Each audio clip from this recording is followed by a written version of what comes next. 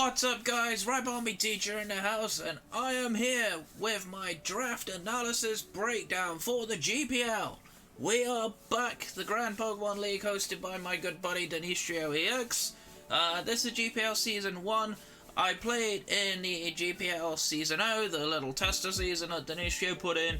We actually made the final of that season, where unfortunately we lost to Shadow IX, coach of the Shirai Shadows. He's also back in this league. So, we're back with a vengeance this week with a brand new team. Hopefully we're going to go one better. It would be nice. Also, it's worth pointing out for me here, it's not finalised yet, but I might also be streaming some of the post-com analysis of not just my matches, but other matches in the league as well. I'm still finalising that, but in case that plan does happen, follow me on Twitch, links down below. Some of you already are, most of you who do watch already are, but for those of you who are not, go follow me on Twitch, you'll see a bit more post-com analysis. Alright, so let's talk briefly about the GPL before I break down my team. So this season, the GPL is a 16 coach, 2 division standard draft league format with Z captaincy, which means that I can only choose certain Pokemon to run Z moves. In this league, they're based on a point system based on the tier of your Pokemon, from 80 points for a tier 1 Z move user down to 20 points for a tier 5. We have 120 points total, so as you can tell, it's quite difficult to find a balance of Z moves. So, my pick in the draft order was the last pick, 16th pick, so I was on the back wheel, which is often considered an amazing place to be in the draft. I really like being this pick because it allows me to watch what everyone else is drafting, so I can potentially see anything that I might want, that someone else might want, I might be able to snipe, so I can do a little bit of tactical picks going on here. However, this pick position means that I do miss out on some of the power picks. Things like the Tapus that were available, they went round 1. Victini, which was my MVP in Season 0, that also went round 1. So, I couldn't quite get the hugest amount of power picks. However, I actually got a lot of what I wanted this draft. I think there was only 2 or 3 picks that I was considering that got sniped from me, and one of them was a tier 5 pick, so it didn't necessarily matter so much. Right, let's talk about my team, shall we? We've talked a lot about the league, so first pick, you might be able to guess by the stats on the screen, is a Mega. I was critical of this one being dropped from a tier 1 Mega to a tier 2. I was quite openly critical of it, so I decided I was going to draft it and abandon my normal draft strat. So we picked up Mega Aerodactyl. Now, this mon is a monster. You can see on its stats over here on my screen. This thing hits incredibly hard. 135 attack, 150 base speed, is one of the fastest speed tiers in the game. Obviously rivals, or speed ties with Mega Alakazam and Mega Electrode. Oh, Mega Electrode, just regular Electrode, because Electrode doesn't yet have a Mega. That would be kind of funny. But yeah. So this thing acts as a relentless sweeper. It's a good revenge killer, but the thing that this thing is so good for me is its move pool. Cool. Listen to the coverage moves this thing gets. Aqua Tail, Crunch, Dragon Claw, the Elemental Fangs, Iron Head, Iron Tail. It gets Pursuit Trapping. It also gets a lot of different special moves, but because Aero's got a lot of pretty weak special attack, it's unlikely I would run it, but I can run things like Flamethrower for fire coverage for bulky steals, stuff like that. Utility-wise, gets Rocks, gets Defog, gets Roost, gets Taunt. It sets up all the weathers except Hail. Gets Reflect, gets Roar and Whirlwind for phasing, gets Substitute to prevent things like Toxic and Will-O-Wisp, and it also gets Toxic on its own. This thing is a very strong Pokemon in general. It's a little lacking in the bulk side, but I have other mons in this draft that I can work with to support that. Now, I mentioned bulky steals, which is one of the things that Aero doesn't really like to take on, along with bulky grounds and bulky waters. So I decided the next Pokemon should be the Pokemon that handles bulky steals, and the most easy way to do that is for a fire type. So I picked up Infernape. Now, Infernape is an amazing Pokemon in Tier 1. I love this Pokemon so much. I've never been able to draft it because it nearly always gets sniped. And this thing is an incredibly versatile offensive Pokemon. You can see that it's got the same attack and special attack stat, which means it can run both sets. It actually gets set up on both sides. It gets Swords Dance, it gets Nasty Plot, it also gets Bulk Up and Combined. So I can run pretty much anything on this thing. And we'll talk about move pool as well, because there's so many moves this thing can get, right? Listen to this. Acrobatics, Aerial Ace, Blast Burn, Blaze Kick, Brick Break, Bulldoze, Close Combat, Earthquake, Fire Blast, Fire Punch, Flame Charge, Flamethrower, Flare Blitz, Focus Blast, Grass Knot, Gunk Shot, Heat Wave, Iron Tail, Low Kick, Overheat, Poison Jab, Power Up Punch, Rock Slide, Shadow Claw, Solar Beam, Stone Edge, Thunder Punch, U-Turn. Those are just the offensive moves. Let's look at the utility side as well. It does another Stealth Rocker, it gets Will-O-Wisp, I mentioned Bulk Up Combine, it also gets Encore, it gets Fake Out, gets Hone Claws, which is also something that Mega Aero gets. It gets Roar for phasing, gets Recovery and Slack Off, gets Toxic, and can also set up the Sun. So I talk about Weather just because I know one of the other teams has a Rain team, so Weather could be a strategy I might use against him if I face him in the league to be able to cuck his Weather turns. That would be kind of fun. Unfortunately, I didn't make Infernape a Z-Captain. Infernape's a fantastic Z-move user, but for it being a Tier 1, it was kind of hard for me to put a Z-Captaincy on it, because then I'd have to put a Tier 4 or 2 Tier 5s as Z users, and you'll see in my draft actually that Z move users in my lower tier mons are generally not super great. But speaking of Z move users, Aero and Infernape are both weak to water, and Infernape also being weak to ground kind of means I need something to deal with bulky ground types. And because I'm back on the wheel again, my next pick is Celebi.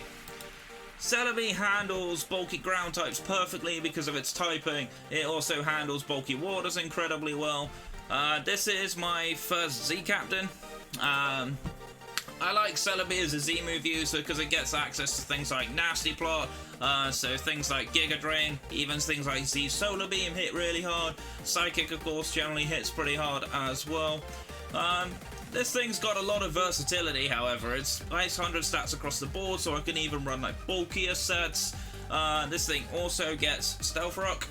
So 3 picks, I've got 3 Stealth Rockers already. I usually always recommend in my draft league teams having 3 Stealth Rockers at least.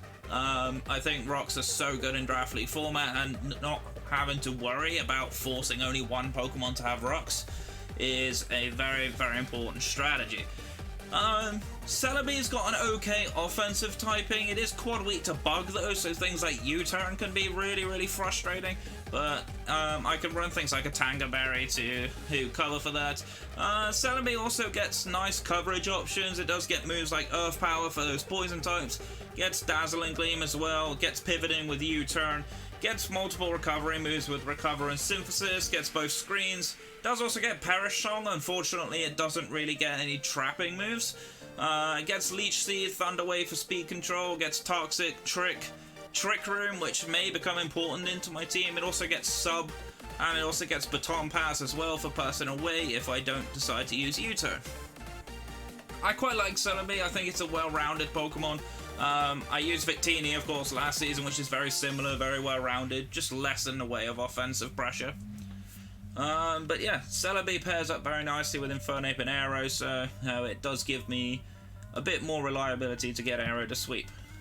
Right, next Pokemon. So I've got a Fire type and I've got a Grass type.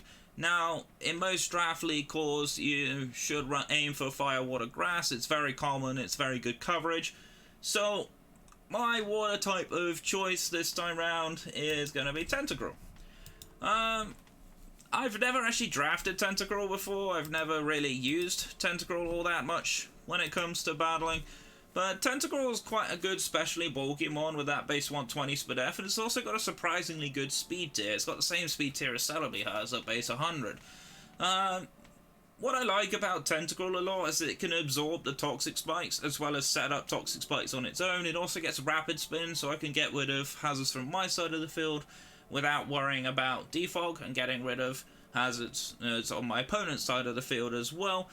Tentacruel also gets knockoff, which is quite nice, so I can start getting rid of items, especially things that can check Tentacruel quite a lot if I can get rid of some specs or some really hard-hitting physical attackers, maybe life orbs or anything like that. That gives me a little bit of a better time, because Tentacruel's physical bulk is a little bit lackluster, unfortunately. Even if I run max defense, it's still not that great. It also gets haze, which can prevent people from trying to set up on me, especially Pokemon like Scizor, which can come in and set up a Swords Dance and be pretty much setup fodder. Well, Tentacruel becomes setup fodder for that regard. But yeah, pretty much Tentacruel's problems is its lack of physical bulk, its lack of recovery outside of Black Sludge, and it's got a little bit of a limited damage output, but this thing's job is to bait in some of the things that things like my Infernape and my Celebi can handle, and also things like my Aero. So at this point I've completed my Firewater Grasscore, which I'm very happy with, in 2 rotations to get this kind of team. I'm really happy, but the one thing I'm lacking really is a consistent wall breaker. So while thinking about my Fairy Dragon Steel Core, I was looking at what kind of special wall breakers pair up very nicely with my team. I considered things like Goodra. I was looking at some of the tier 1 dragons like Dragonite and Salamence and Latias and those kind of mons. They were all still up at this point.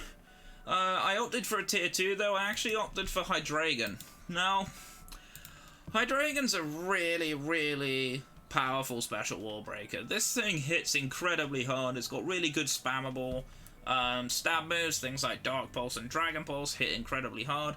It's also worth noting this is my other Z move user, by the way, so I've now used up all my Z captaincy points. This thing can break down a lot of the special walls that Aero doesn't really like to take on. It can also hit down some of the bulkier physical walls. This thing's also really, really strong with Choice Scarf, so I can outspeed a few things that it otherwise wouldn't and be able to break through that way. Hydreigon also has the ability Levitate, which patches up the ground weakness that my Infernape and my Tentacruel has, so I'm not just relying on Celebi, who resists ground type moves, to switch in. And also I have things like U-Turn, I got Defog, I've got Roost for recovery options. Coverage wise, Hydreigon doesn't have the most, but it's got decent things in things like Flash Cannon, Fire Blast and Flamethrower for fire coverage, Focus Blast, it gets Signal Beam and Earth Power, so it does get a few little coverage moves. Not the best, but this thing hits so hard. It's got a monstrous special attack stat at 125 base, so this thing is gonna be a real threat in my team. So next up, I decided I was going to opt for a little bit more support. Obviously, Celebi's a great support Pokemon, Tentacruel's also not a bad support, but I'm lacking spikes at the moment. I'm also somewhat lacking in the screens department. I do have Celebi, of course, but I often want to try and run other things on Celebi. So I decided I was going to pick up Klefki. Now, Klefki rounds out my Fairy Dragon Steel Core, being a decent defensive type with Steel Fairy. Does have quite a few resistances. It is another ground weakness, unfortunately, but what I like about Klefki is the amount of utility it provides to a team, thanks to its ability Prankster, which means all its status moves have priority. So things like Spikes, Screens, Thunder Wave, Toxic, they all get priority on Klefki. Now, the one move that I'm sad that I can't run on this thing is Magnet Rise. Magnet Rise is actually banned in this league, as it's considered an evasion boosting move, which means that I do have to deal with that ground weakness, which does kind of suck. Klefki also lacks in the recovery department, unfortunately, and doesn't really offer too much offensively. I mean, I can run a negative attack nature, run Foul Play, or I can just run something like Play Rough. But yeah, its main job is to provide entry hazard support and screen support for my team, so I'm not really looking for too much in the way of offensive threat from this thing. But yeah, I really like Klefki. I think it's got enough bulk to be able to come in multiple times in a match, as long as I don't get so heavily worn down. Speaking of bulky-ish Pokemon, I've got an extremely fat Pokemon next, because the first 6 Pokemon on my team, they were pretty much exactly what I wanted. These were not really sniped from me at all. None of them were really even considered from what I heard in the draft. So I decided I was going to add a bit more support as well as natural bulk to my team. So I then went up and picked up Cresselia. The Moonduck sitting in tier 2. I personally feel like this should be a tier 1 Pokemon with the amount of bulk it's got. It's got huge HP stats and it's got huge defenses. And this thing is just super good. It's got so much utility options as well. It can even be a setup sweeper. It gets access to things like Calm Mind. This thing does get some cool moves. Things like Lunar Dance, which knocks out Cresselia, but fully heals up a teammate coming in. This is really nice if something like Infernape or Aero are quite low on health. Hydreigon as well. And I'm not running any kind of recovery on them. Cresselia also gets Trick Room, which is something to bear in mind. Trick Room is something I've been exploring quite a lot in the PUL this season. If you've been watching the PUL, shoutouts to you. But yeah, this thing is primarily like my best fighting resist. Obviously, Hydreigon being incredibly weak to fighting and Fairy. My Fairy resist is kind of limited. I do obviously have Klefki that can handle it. My Aero hits it incredibly hard as well. So we are looking pretty strong in that regard. Obviously Tentacruel hits Fairy types relatively okay with things like Sludge Bomb. So I do have okay Fairy resist. This is my main fighting resist for the most part. This is also another Levitator, so it does further patch up that ground weakness. Coverage wise, gets some nice little moves. Gets things like Energy Ball, Charge Beam. Gets Ice Beam, gets Icy Wind for some speed control if I need it. Moonblast, Shadow Ball, Signal Beam, gets Solar Beam. Utility wise, gets Screens, it gets Magic Coat, which are kind of nice. It bounces back status moves for one turn. Magic Room, which prevents items from being useful. Moonlight for recovery, gets Psycho Shift. If I get burned or toxic by anything, I can throw that on an opponent's Pokemon instead. Gets Recycle. If I'm running a berry set, I can just constantly recycle it up. Excuse me. Also gets Rain Dance and Sunny Day, which can potentially make impact on weather teams. Gets T-Wave for further speed control. Gets Toxic. Also gets Trick, so I could potentially trick a Specs on something if I'm running that. And it also gets Trick Room as well, which can also help some of the slower Pokemon that's going to be on my team. Alright, next up. I'm looking at my team and I'm looking at fast electric types now. I like fast electric types in draft, and there weren't that many fast ones left. However, I opted to pick up Galvantula. Now, this was kind of funny in the draft because before I got to pick Galvantula, Mystic Sylveon took Ribombea, which obviously is my mascot. I used it last season. I did enjoy using Ribombea, of course. It is my mascot Pokemon. So everyone was like, ha ha ha, get wrecked, Ribombea, your mascot got taken. However, Ribombea was not actually in my draft plans at all, so it's kind of funny that people were still worried about that. Anyhow, Galvantula is relatively quick. Web Center at 108 base speed. Decently fast, threatens the bulky water types and the bulky grasses, which my team doesn't have perfect answers for other than really Infernape and Celebi. Things like Stab Thunders and Bug Buzz hit incredibly hard. Compound Eyes, of course, further boosting the accuracy for Thunders. Also gets things like Volt Switch for pivoting. The one thing that is kind of a little lacking for Galvantula is that special attack stat. It's a little bit on the low side. So things like Life Orb and Specs are generally considered the better items for Galvantula. You can also run like a Focus Sash lead Galvantula set, much like Ribombea's set can be. The nice thing about Galvantula is it does get grass coverage, so things like Giga Drain give you a little bit of additional longevity. There's also some surprisingly good utility on this thing, despite being incredibly frail. Things like Gastro Acid, which can nullify the opponent's abilities. That's kind of a nice thing. Does get some nice speed control. Gets things like Electro Web, which does a little bit of damage at lower speed. It also gets Thunder Wave, of course. Gets Sub, so any attempts to break Focus Sash, I can just sub behind it and have like leftovers or Giga Drain recovery. Gets a trapping move called Spider Web. Unsurprisingly, it's the spider, but it's very unlikely I'm gonna want to trap things necessarily with this set. Also gets Toxic and does also actually set up 100% accurate Thunders with Rain Dance. Kind of interesting though, I didn't realise Galvantula even got that until I started researching it. Right, so at this point in the draft, I've pretty much got everything I wanted. I didn't really need anything else, so the rest of the job really was to fill up my team. Now, at this point, I'm missing 4 types to have a perfectly rounded team. So I'm missing ground type, ghost type, ice type, and normal type. I like having ground types for electric immunities because a lot of these fast electric types don't really like to be volt switching around when there's a ground type because it can keep them in. So my next pick, sitting down in tier 4, is Mudsdale. Now, this is a Pokemon I've been very interested in since Gen 7. I actually used it on all my playthrough teams. But when I was looking at Mudsdale's stats, I was shocked at just how physically bulky this thing actually is. I knew it was somewhat bulky, but I didn't realize it was this bulky with such a good attack stat. Its special defense stat's not even that bad either, so it's a decent bulk. Has the ability Stamina, which means every time I take damage I get a defense boost, which further adds to that bulk.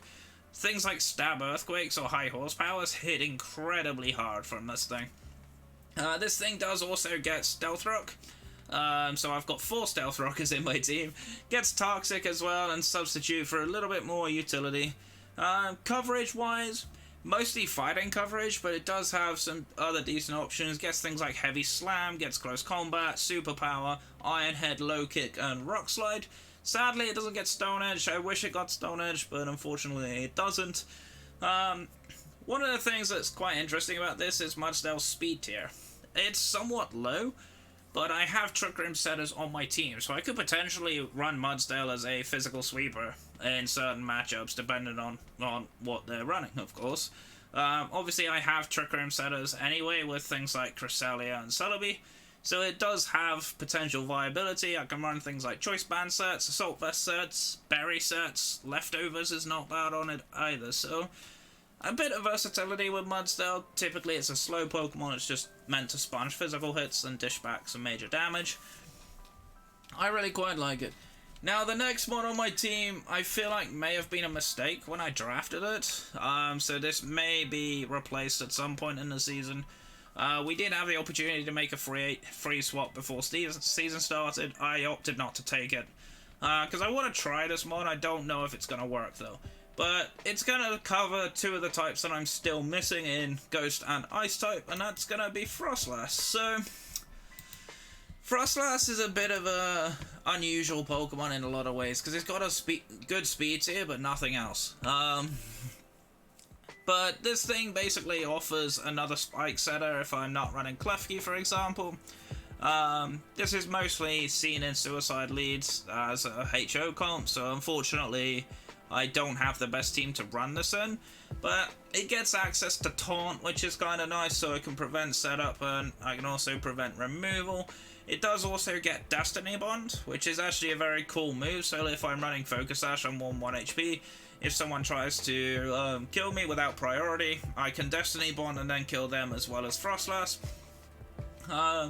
So it can potentially take down a slower threat, if you like. It's also a spin blocker, of course, being a ghost type. It has a nice ability in Curse Body, which can potentially disable heavily offensive moves, so something that would perhaps not want to take a move can come in where it otherwise wouldn't. But yeah, otherwise Froslass is too frail, really. I'm always forced to run Focus Sash every time I run this Pokemon. I am potentially going to drop this Pokemon. There are a couple of other Pokemon sitting in tier 4 that I'm interested in. But if I do swap it out for what I'm considering, it does mean that I'm lacking a spin blocker. So I will have to look at that some point in the season. It won't be this early, of course, either way. Right, so at this point there's one pick left and I'm last pick in the draft. And this is probably the only pick that I got heavily sniped on. So I'm still looking at tier 5. So I was looking at things like Kamala that got sniped from me. And a couple of other things that did get sniped. But one thing that didn't get sniped from me that I was surprised at was Kangaskhan. Now, Kangaskhan sitting in tier 5 is actually kind of insane. It's a decent normal type with good natural bulk and a decent attack and speed tier. It gets priority moves, things in Fake Out. It also gets Sucker Punch, so it can actually hit surprisingly decent. Gets some okay cover-up options in Power Up Punch, Earthquake, Crunch, Drain Punch. It gets the Elemental Punches. It does also get Wish support, so things like Klefki might need a bit more longevity. I get a little bit more support in there, especially for monsters that don't have great recovery, like Tentacruel as well. But yeah, for a tier 5, I feel like this thing is a pretty solid value. The other thing that I like about this Pokemon is the fact it gets the ability Scrappy, which means I can hit Ghost types, so anything that thinks they can safely switch in, they don't quite have that same safety. It's kind of similar in a way to Mega Lopunny, only of course Mega Lopunny is a lot more powerful because it's a Mega. But yeah, that's my team. I'm really excited for this season. The matches for this league start next week. My first match is going to be against 2D God, who I remember from the Poke1 community. I've never actually faced him before, so it's going to be a first time for me, and he's got a pretty interesting team. But either way, that's going to be it from me. I'm going to get on out of here. My name's Robombi Teacher. I'm your coach of the Royal Bournemouth Robombies, and I will see you next time.